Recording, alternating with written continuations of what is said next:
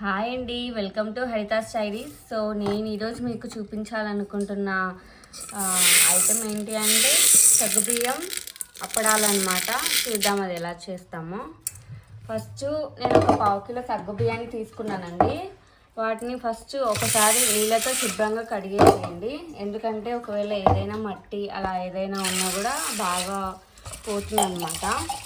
ఇలా మంచిగా కడుక్కుంటూ బాగా కడిగేసేయండి. ఆ తర్వాత నీళ్ళు పోసుకొని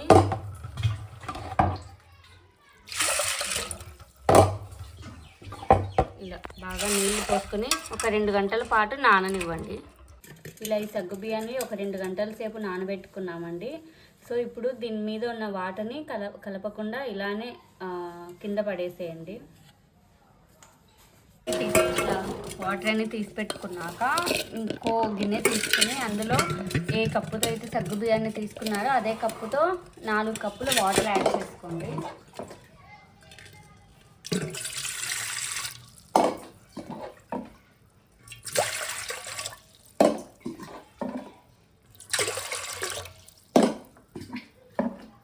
మీరు ఏ కప్పుతో తీసుకుంటే ఆ కప్పుతో 4 కప్పులు వాటర్ యాడ్ చేసుకోవాలండి.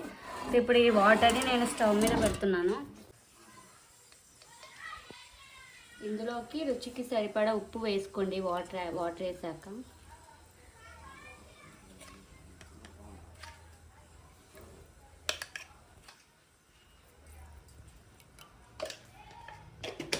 ఒక 2 నిమిషాలు ఈ వాటర్ వేడి అవ్వనివ్వండి.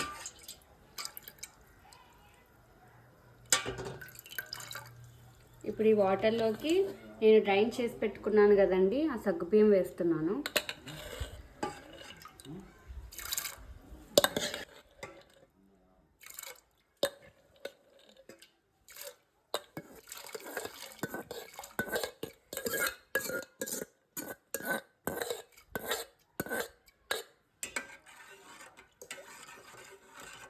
సో ఒక 15 నుంచి 20 నిమిషాల పాటు ఇవి బాగా ఉడకనివ్వండి. ఉడికిన తర్వాత ఇది కొంచెం చిక్కపడుతుంది అన్నమాట.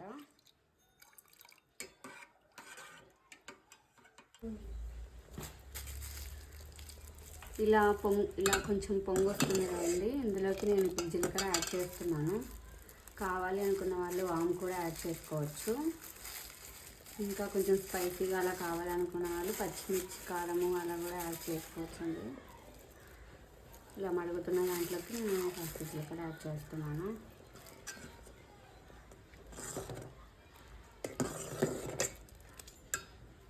ఇంకా ఒక 10 నిమిషాల పాటు వీటిని కలుపుకుంటూ అడుగంటనివ్వకుండా బాగా కలుపుకుంటూ ఉండండి.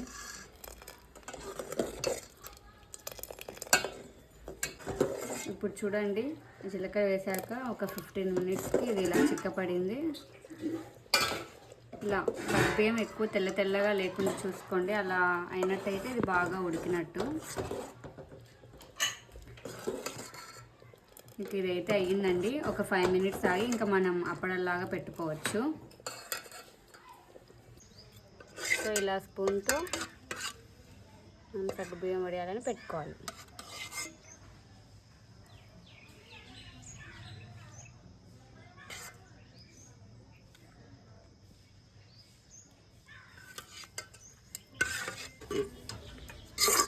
ఇంకొకటి ఏంటంటే ఈ వడియాలు మాత్రం మనం ఒక్కరే పెట్టుకోవచ్చండి, ఇంకొకరి హెల్ప్ కూడా అవసరం లేకుండా.